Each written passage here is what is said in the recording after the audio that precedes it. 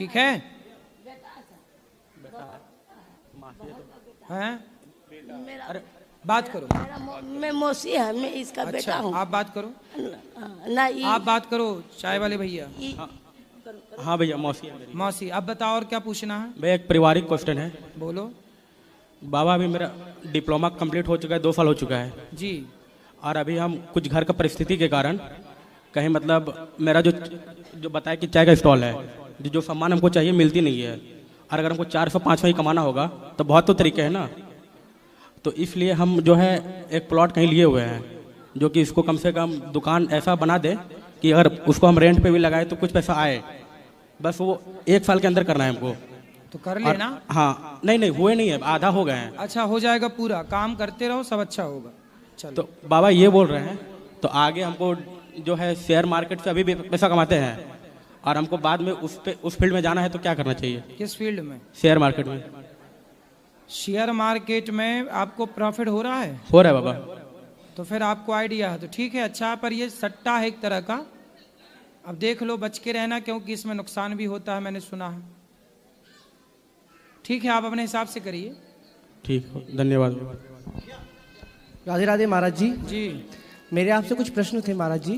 बोलो। जैसे अभी आपने इनसे कहा कि अगर भगवान से विनती करो तो भगवान स्वप्न में भी आकर दर्शन देते हैं। हाँ।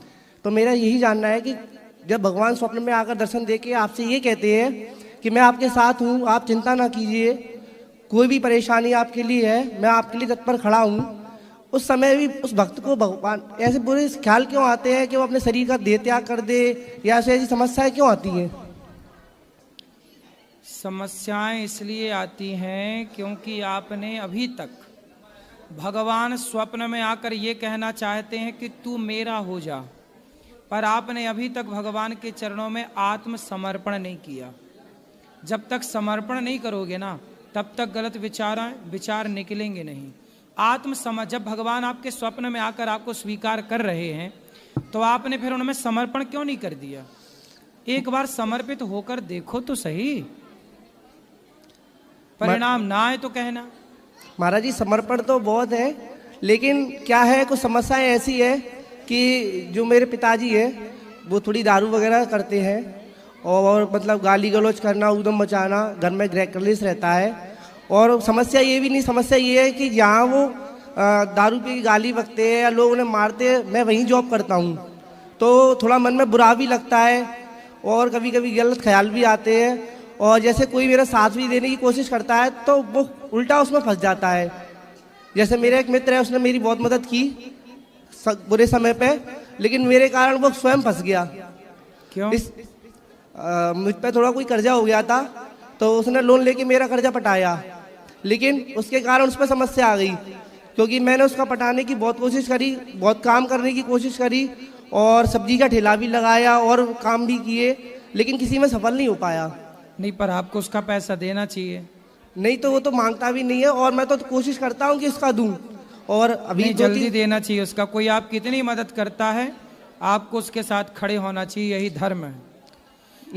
रही बात आपके पिताजी की, तो पिताजी की हर बात को जो अच्छी ना लगे इग्नोर कर दो। ये समझो कि जैसे दुर्गंध से भरी हवा नहीं आती जी, कई बार आप ऐसी जगह जाते हो जहां गंदी हवा आ रही हो, नाक पकड़ना पड़े, जहां नाले वाले बहते हैं, कितनी दुर्गंध होती है। मछली पालन जहां होता है वहां कितनी सारी दुर्गंध सी आती रहती है। मुर्गा कटता है जहां मंडियों में, जहां जहां कितनी तो आप क्या करते हो उस समय? नाक को बंद कर लेते हो जी, नाक में रुमाल रख लेते हो जी। उसी तरह पिता की हर वह गलत दुर्गंध से भरी गलत विचारों की बातें जब आपकी तरफ आए, तो अपने कानों पर उंगली रख लो, सुनो ही मत, और सुनो भी तो इग्नोर कर दो। नहीं जो तो बातें अच्छी ना, देखो समाज में 2 चीजें हैं, एक अच्छी और एक बुरी। या तो आपकी तरफ कोई अच्छी बात आएगी या तो आपकी तरफ कोई बुरी बात आएगी। अच्छी बात आए तो उस अच्छी बात को ग्रहण कर लो, बुरी बात आए पसंद ना हो, मैंने कुछ कहा आपको और आपको पसंद नहीं है जी, पिता ने कुछ कहा आपको और आपको पसंद नहीं है, उन बातों को सुनकर इग्नोर कर दो, सुनो ही मत, ये समझो। जब आप ये बताओ, कांटा है बहुत सारे जी, कांटा के ऊपर पांव रखा जाएगा तो चुभेगा। अब आप कांटा से कहो, कांटा भाई साहब चुभना छोड़ दो, तो क्या कांटा चुभना छोड़ देगा? नहीं। इसलिए आपको ही पांव को बचा के रखना पड़ेगा। कांटा अपना स्वभाव नहीं बदल सकता, लेकिन आप बच के चल सकते हैं। इसी तरह पिता हैं आपके, वो अपना स्वभाव शायद ना बदल पाए, लेकिन आप उनकी हर बात से बच बच के चलो। पिता है, आदर करते रहो, सम्मान करते रहो, जरूरत में बाप का साथ दो, लेकिन बात अच्छी ना लगे तो इग्नोर करते चलो। लेकिन महाराज जी क्या होता है कि हम देखते हैं तो वो उनको लोग मारते हैं, पीटते हैं, तो वो भी तो अच्छा नहीं लगता ना महाराज जी। किसको मारते हैं? पिताजी को। लोग वो सबसे गाली बकते हैं तो वो लोग मारते हैं, तो वो सामने ही जॉब करता हूँ तो थोड़ा बुरा लगता है। तो पिताजी को लोग मारते हैं? हाँ। तो पिताजी को समझाओ कि शराब ना पिए। नहीं मानते वो। नहीं मानते तो फिर पिटना तो पड़ेगा कुत्तों की तरह। वो तो स्वभाव है, जैसी करनी वैसी भरनी, फिर इसमें कुछ नहीं हो सकता।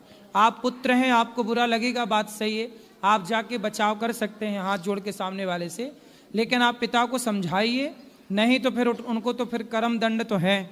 कोई गाली देगा किसी को, आप देंगे तो वो पिटना तो पड़ेगा फिर। जी महाराज जी, मेरा दूसरा प्रश्न था ये था कि अभी आपकी एक वीडियो कुछ वायरल हुई थी जिसमें एक लड़के ने आपसे प्रश्न किया था कि जैसे राम जी की आयु 33 साल थी तो उनकी दाढ़ी मूछें नहीं थी। हाँ। तो उसमें आपने बताया था कि वो भगवान थे इसलिए। जी। तो मेरा आपसे प्रश्न ये है कि महर्षि वेद व्यास जी और भगवान परशुराम भी तो भगवान के ही अंश थे, फिर उनकी दाढ़ी मूछें क्यों थी? भगवान परशुराम जी और व्यास जी, इनके बारे में आप लोगों ने फोटो देखी है, जो ओरिजिनल हैं, ये सब सदा जवान रहने वाले हैं। भगवान कभी बूढ़े नहीं होते। फोटो तो कल्पना की, जिसने जैसी बना दी वैसी आपने मान ली। भगवान के बारे में लिखा है। हम जैसे राम और कृष्ण का, जी, नारायण का रूप देखते हैं ना, उनके स्वरूप के बारे में लिखा है। वरहा पीडम नटवर बपुः कर्णयोः कर्णिकारम विभ्रदवासः कनक कपिशं वैजयंतीं च मालाम। भगवान के बारे में कहा कर्तुम अकर्तुम अन्यथा कर्तुम सर्व सामर्थ। भगवान के बारे में क्या है? सर्व सामर्थ। क्या है? सर्व सामर्थ। क्या मतलब हुआ इसका? वो सब समर्थ, सब चीज में समर्थ है। हाँ, वो चाहे तो अपने को सदा जवान रखें और वो चाहे तो अपने को बूढ़ा कर लें। जी। तो भगवान के राम और कृष्ण के रूप में, वामन के रूप में वो सदा जवान रहते हैं। तो किसी रूप में यदि वो अपने को बूढ़ा बनाए, भाई भगवान तो सगुण ही अगुण ही नहीं कछु भेदा। भगवान निराकार भी हैं और साकार भी हैं। तो भगवान चाहे तो निराकार हो जाए।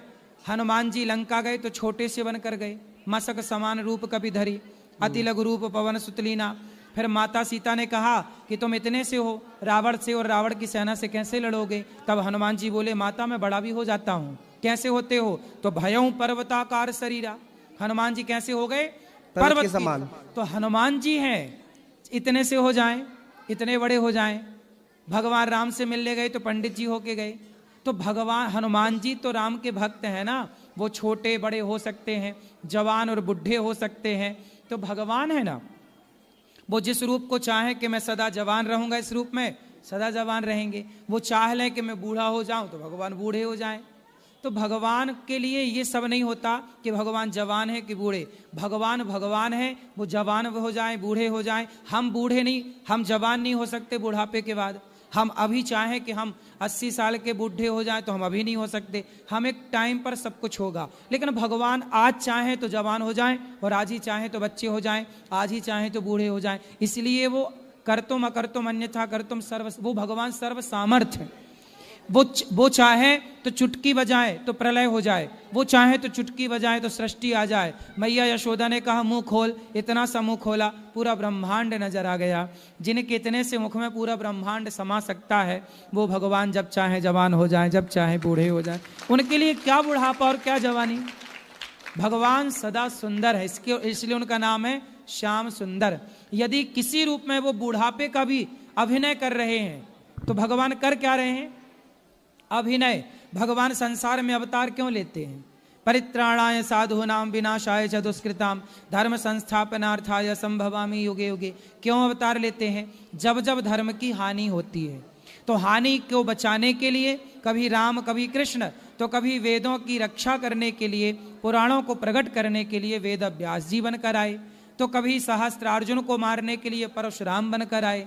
अब इन रूपों में भगवान चाहे जवान अपने आप को करें, बूढ़ा करें, वो भगवान की अपनी स्वतंत्रता है। आप ये नहीं कह सकते कि भगवान सदा जवान है, भगवान सदा बूढ़े हैं। भगवान स्वयं भगवान है, वो जब चाहे जो हो जाए। इसलिए भगवान में कोई कानून, कोई ना धर्म, भगवान के शरीर से धर्म प्रकट हुआ। ये काल हमको प्रभावित करता है, काल के वशीभूत हम हैं। भगवान काल के वशीभूत नहीं है। भगवान का नाम है कालों के काल महाकाल। शंकर जी को क्या कहा जाता है? ये कालों के भी काल है।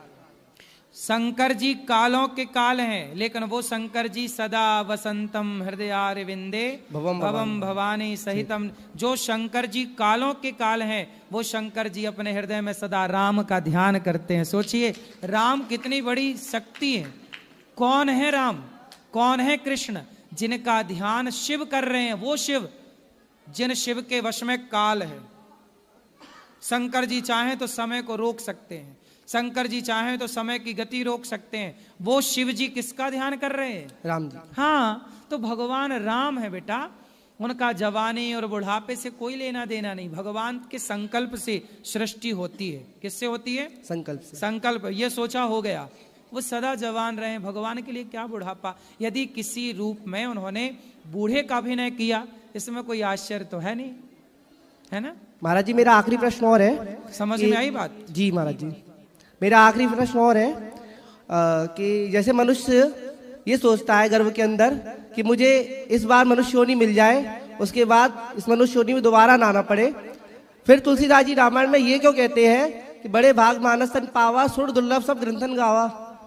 ऐसा क्यों है? हाँ, तो मनुष्य शरीर तो दुर्लभ है ही ना भाई। आपको मिल गया है मनुष्य का तन, तो आपको उसकी कीमत नहीं पता। जिन्हें नहीं मिला, कुत्ते से पूछो, बिल्ली से पूछो, कि उनको बिल्ली कुत्ते को भगवान ऑप्शन दे कि भाई तुम्हें बनना हो तो क्या बनोगे, तो वो तो मनुष्य ही बोलेंगे ना।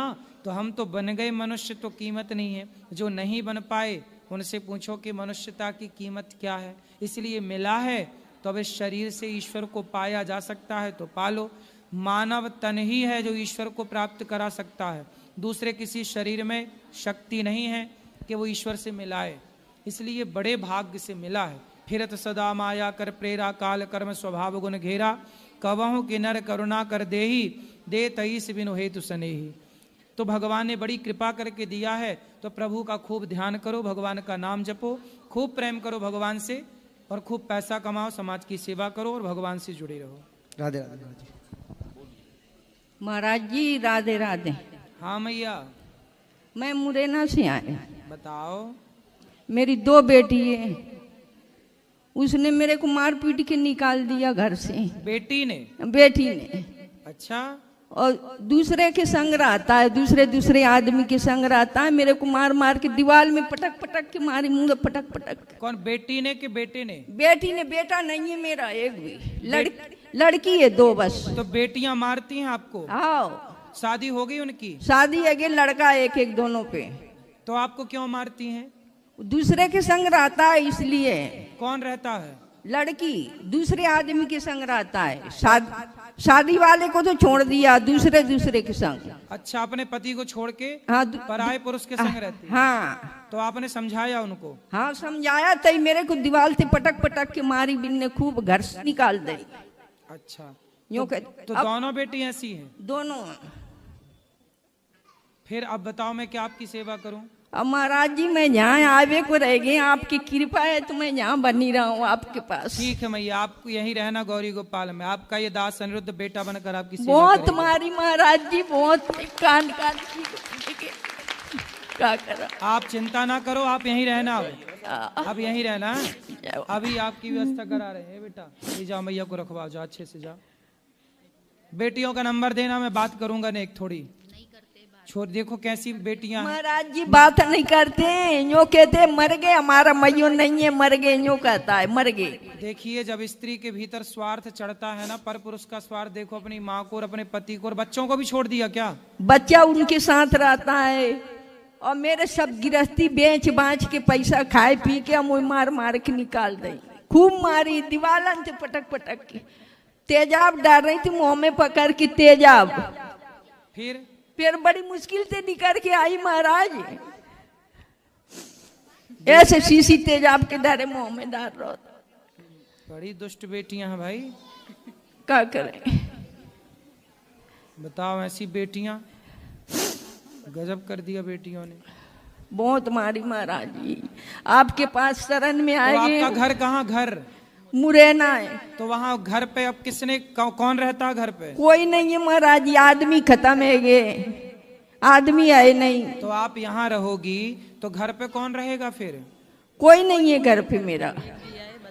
बेटी है तो बेटी तो बाहर आते ग्वालियर, वे ग्वालियर रहते हैं। नहीं, आपका जो घर था वो घर पे अब कौन रहेगा?